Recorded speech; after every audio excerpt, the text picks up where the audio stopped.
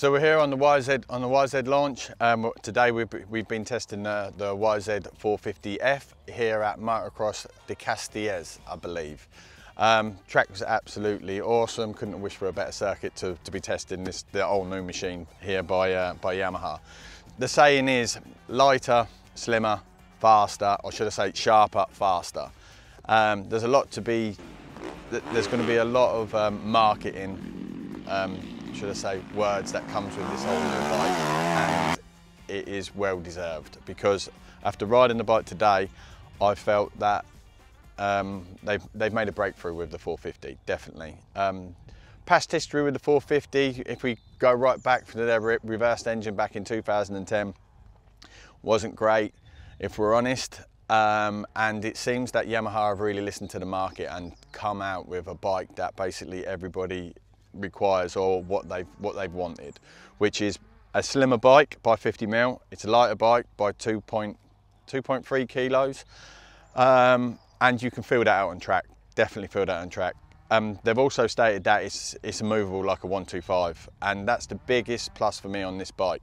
When I was riding it around the track, you know, I could place the bike exactly where I wanted to go, not a problem. I could come into ruts at all different kind of angles, and everything was kind of an option. It really was quite movable, flickable. It's light in the air, and all in all, a real good fun bike to ride.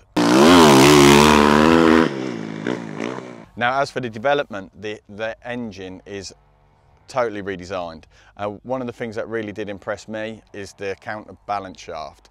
I believe that Yamaha are the only ones with this design, which basically it sits in central into the crank. It's quite impressive, and it's one of the things that make the bike so good and unique to ride out on track, because one, you've got less vibration, and two, the bike just tracks. It definitely helps to develop the traction. Over the previous years, Yamaha has always been known to have a good connection and the bike be sharp. But with this extra new design, not only now is it sharper and more responsive, also now the bike is more drivable. And that was apparent on some of the jumps, just cruising up to them and just blipping the throttle and feeling that the bike had ultimate traction and could just easily send you over the jump to hit the transition. For me, the bike is definitely priced well as well. The bike comes in at £8,800, and you are getting a lot of bike for that money. The launch control is something that I tried, and we tried that on the grid, so you know, I'm not actually, let's say, brilliant at starts on the grid. And the technique, but I was really fascinated and interested with the launch control and the different options. For example, when I did one start, the rev limiter was capped off at 8,000 RPM. I did another one where it was capped off at 10,000 RPM, and you could really feel the drive, you know, and the advantage that using the launch control had. You know, and it's definitely something that you need to trust in and believe in, and it won me over. I would definitely be using that if I was at a track racing. For me, I can see maybe some clutch issues in the future. Not that I experienced any today, but the engine's got a full new redesigned clutch system, and today when I was out riding, I did feel that the clutch did become slack. Now, I don't know whether that's going to be a problem in the future, but I'm just going to highlight it now because it potentially could offer some problems. So it's going to be interesting to see how durable the clutch is throughout the full year of 2023.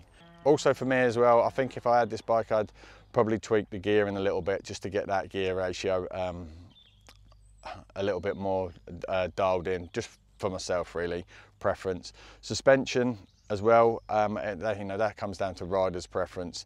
I felt that the bike, as I've mentioned, was flickable, easy to ride, manoeuvrable. Suspension was predictable and offered a really good, well-balanced feel out on track.